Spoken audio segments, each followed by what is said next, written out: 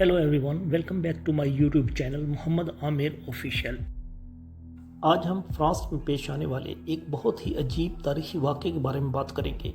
1518 का रक़्स ताउन, एक अजीब और नाकाबिले वज़ाहत रुझान। 1815 के मौसम गर्मा में फ्रांस के शहर स्ट्रासबर्ग की गलियों में एक अजीब और नाकाबिले फहम वाक़या पेश आया। लोग बेकाबू होकर नाचने लगे जैसे किसी नादीदा कुव्वत के कब्जे में हो। ये रक़्स दिनों और हफ्तों तक जारी रहा। कुछ लोग मुबैना तौर पर इस वक्त तक रक़्स करते रहे जब तक वो थकन से गिर न गए या मर गए। ये अजीबोगरीब वाक़या 1518 के डांसिंग ताउन के नाम से जाना जाता है और ये इंसानी तारीख के सबसे ज़्यादा दिलचस्प और पुरस्कार वाक़यात में से एक है। इसकी वजह क्या थी और ये क्यों हुआ, इस मज़मून में हम मुख्तलिफ नज़रियात और इस पुरस्कार रुझान की वजाहत करने की कोशिश को तलाश करेंगे। तारीखी सियाको सबक। 1518 के डांसिंग टाउन को समझने के लिए हमें पहले उस वक्त के तारीखी तनाज़र पर गौर करना होगा। स्ट्रासबर्ग मुक़द्दस रोमन सल्तनत का एक शहर था, रियासतों का एक ढीला कन्फेडरेशन जिसने वस्ती यूरोप के बेशतर हिस्से का अहाता किया हुआ था। 16वीं सदी यूरोप में ज़बरदस्त हलचल का वक़्त था जिसमें जंगें, ताउन और मजहबी तनाज़ात शामिल थे। स्ट्रासबर्ग भी इससे मुस्तस्ना नहीं था, जिसने पिछली दहाइयों में बायोनिक ताउन के तबाहकुन फैलने के सिलसिले का सामना किया था। इसी पस मंज़र में 1518 का डांसिंग टाउन वाक़या हुआ। इसी साल 14 जुलाई को फ्राउ ट्राफिया नामी एक खातून सड़कों पर निकल आई और रक़्स करने लगी। वो घंटों रक़्स करती रही, बज़ाहिर रुकने से कासर थी। दूसरे अफराद भी इसमें शामिल होते गए और जल्द ही दर्जनों लोग इसके साथ रक़्स करने लगे। हफ्ते के आखिर तक ये तादाद कई सौ तक पहुँच गई। टाउन का फैलाव।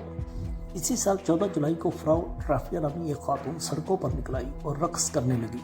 फ्रांस के दीगर हिस्सों के साथ साथ जर्मनी और हॉलैंड में भी नाचने वाले ताउन की इतलात सामने आना शुरू हो गई। मुतासिरीन की सही तादाद मालूम नहीं है, लेकिन ये ख्याल किया जाता है कि ये हज़ारों में थे। ताहम रक़्स हमेशा खुशगवार नहीं होता। बहुत से रक़्स करने वालों के बारे में कहा जाता है कि वो ट्रांस जैसी हालत में थे। इनके चेहरे खौफ या दर्द से फटे हुए थे। वो रक़्स करते रहे यहाँ तक कि वो थकन से गिर गए और कुछ तो हार्ट अटैक या फालिज से मर गए। सड़कें मरने वालों की लाशों से अटी पड़ी थी। Attempts to explain the phenomenon. 1518 का डांसिंग टाउन उन लोगों के लिए एक हैरानकुन और खौफनाक वाक़या था जिन्होंने उसे देखा।